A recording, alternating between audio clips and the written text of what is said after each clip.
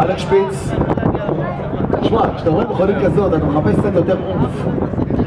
לא ממש, האמת אני לא מתחבר למכונית כאלה בכלל, לא משופע. עליך אני לא מדבר על מה אתה מתחבר, אני אומר מה אתה מצפה, אתה מצפה? לא ממש. לא ממש, אוקיי. למדנו שגם מכונית חרישית יודעת לעשות תוצאות טובות.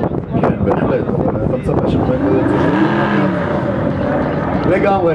בואו נראה עכשיו את אלכס שפיץ, בואו נראה את המרצדס SLS ממנוע של 5 ליטר במכונית של עופר נדן, מנוע של 6 ליטר נקודה 3 במכונית של אלכס שפיץ, והתוצאה שלו, קבל 7 שניות, 8, 2, 9. אין דרמה אבל. אין דרמה. מיסטר לוי, is in the house. הלו מומי, מה העניינים? חזרת ממדונה דה קמפיליו, הלכת לעשות סקי באיטליה, מנוול.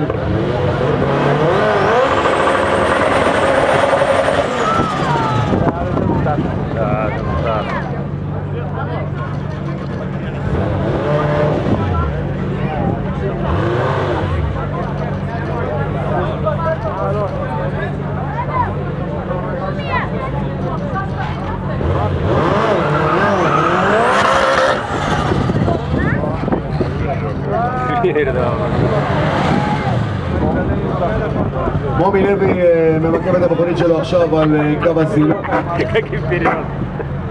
דריכות גדולה מאוד לראות את התוצאה של מומי לוי. היה 6-6 בפעם הקודמת. אם אנחנו נשבור את המחסום הזה, אנחנו